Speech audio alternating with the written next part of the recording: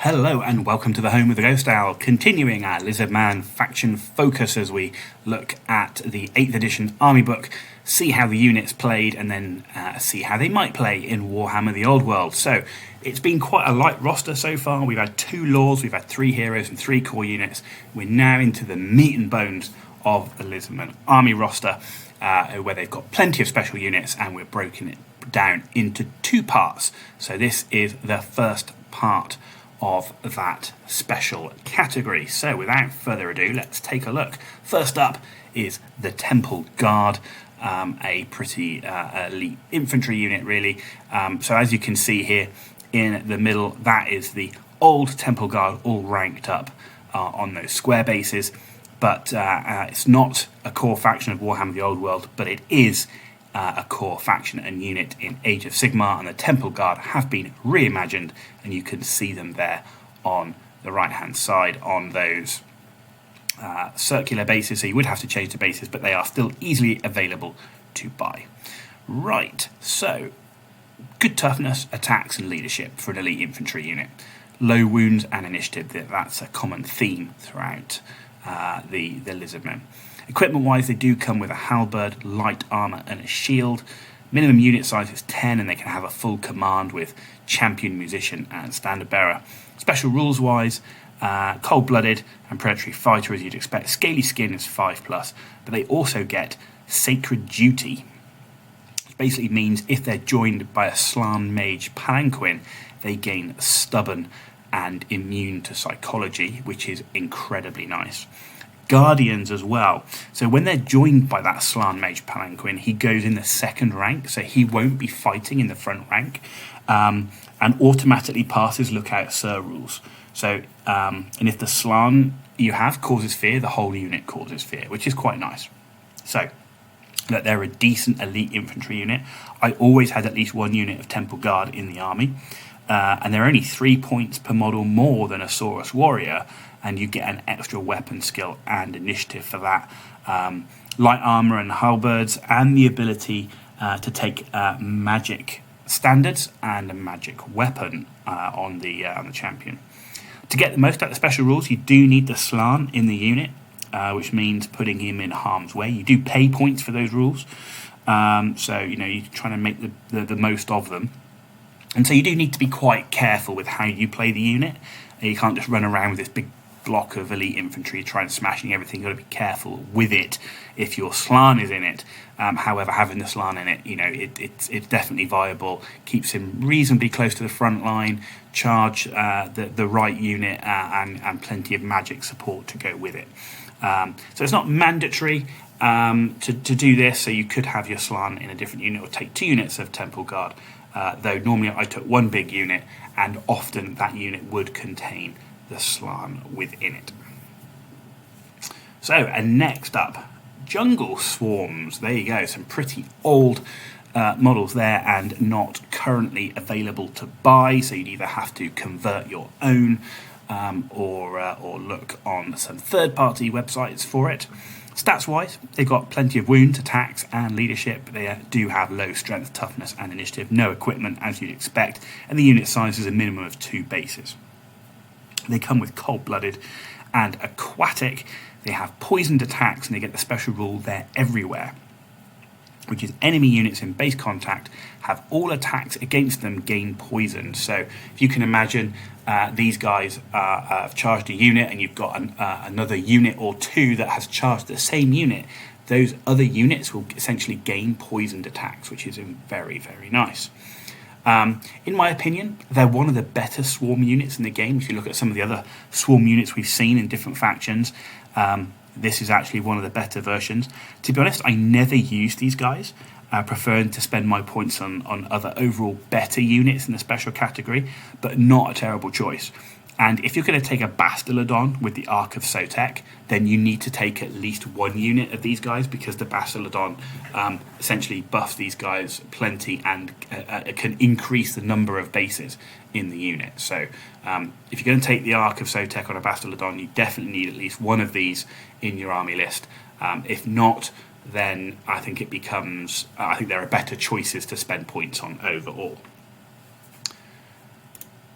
Next up in the special units, we've got the Chameleon Skinks.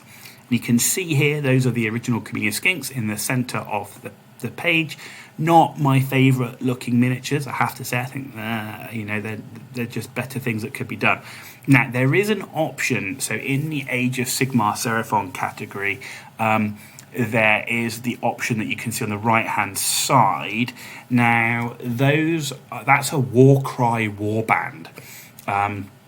But you can see in there those are chameleons there, and they can be used absolutely as a chameleon unit. So there is an option to get them. It's not necessarily the best option. Maybe a bit of converting would help them a lot as well. But there is an option there to have some chameleon skinks, though it certainly won't be the cheapest way of attaining them. I would definitely think about if you're looking at an army on a budget, then third-party options would be my go-to.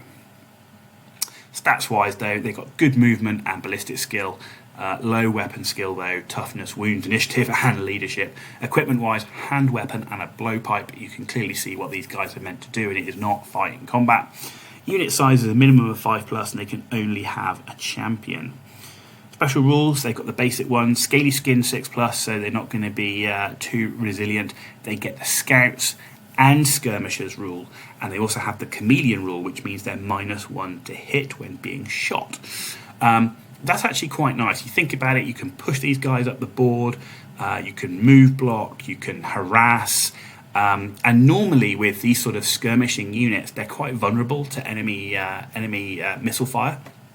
Well, that -1 to hit does help keep these guys alive. So yeah, look, they're a decent scout and skirmishing unit. They threaten war machines, and they're good for move blocking. However, they are 13 points per model, and you need a decent number of models to get enough shots to do reasonable damage. So having these guys as to do damage and try and make their points cost back in damage, not necessarily the best way. This is more about what they can do around the board. And that, again, in Warhammer The Old World could be even more valuable if we have more objective-based battles. Again, my personal choice, preferring large blocks of infantry combined with monsters. There were higher priorities in the category for points allocation. I didn't particularly like the models either, so I rarely took these out on the tabletop, though I did see people using them in that sort of scout skirmisher role. So they're not a terrible unit. I had different priorities for my points allocation overall, but I think they could well become more valuable in a more objective-based match. Okay, and finally for this part 1 of looking at the Lizardmen special units are the Cold One Riders. So what I've put on here is, you see at the bottom you've got the original Saurus Cold One Riders. Now, they are no longer available to buy. A lot of people have been saying, okay, that's no problem, I will get the new Seraphon Agrodons, which you can see in the top. Now, the reason I've put those on is just as a bit of a word of warning, is those Agrodons are quite a bit bigger than the Cold Ones. We've yet to see what the base sizes are for this unit, so I would definitely hold off on buying Seraphon Agrodons as replacement Cold Ones until you know what the base sizes are, and maybe if you can go into a shop or speak to a friend who might have the models to see what the size differences are and how they're going to look on the tabletop. Because they are quite different in size between a Cold One and those Agrodons, so definitely check that out first. Stats-wise, though, above average strength, toughness, attacks, and leadership for those Cold Ones. Low movement, though, for a heavy cavalry unit. That movement is down at 7. Low wounds and initiative. Equipment-wise, hand weapon and shield. They could take spears at 4 points per model. Minimum unit size 5, and they can have a full command with the musician, standard bearer, and champion. So they also come with the basic Saurus rules. On top of that, with fear, stupidity for the Cold Ones. They do get thick-skinned, which is a +2 armor save for the cavalry bonus. So normally you get a +1.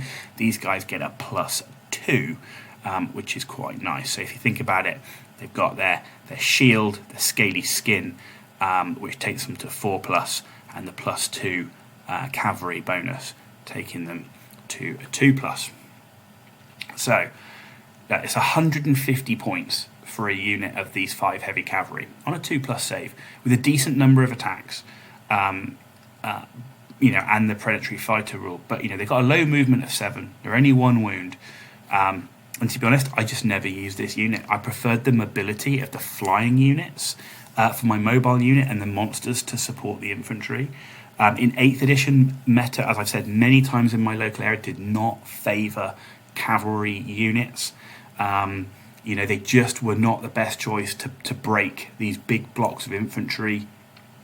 And they're just not durable enough to take that return damage. So they would charge into this big block of infantry and do a few casualties, and then the infantry would just stay there, attack them back, and the infantry would outlast.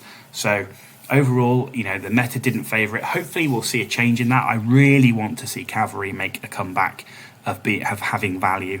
I do think, again, as I said many times about objective-based gameplay, makes higher movement units have more value than just taking these slow, big blocks of infantry and trying to grind and outlast your opponent down through attrition. So hopefully, we'll see these guys make a bit of a return. But just watch out in terms of if you're trying to buy those Agrodons. In the past, though, better choices in the special category. And with that, we've got the next episode to move to, which will be the special units part 2, where we look at the other ones in this category. So hope you've enjoyed this video. If you did, give it a thumbs up. If you didn't, give it a thumbs down. Let me know why in the comments down below. And as always, if you want to see more of this content, then please hit that subscribe button. It's so important for me. So thank you for that in advance. You've been watching The Ghost Owl. Tune back in as we move to look at the second part of the special units in the Lizardman roster.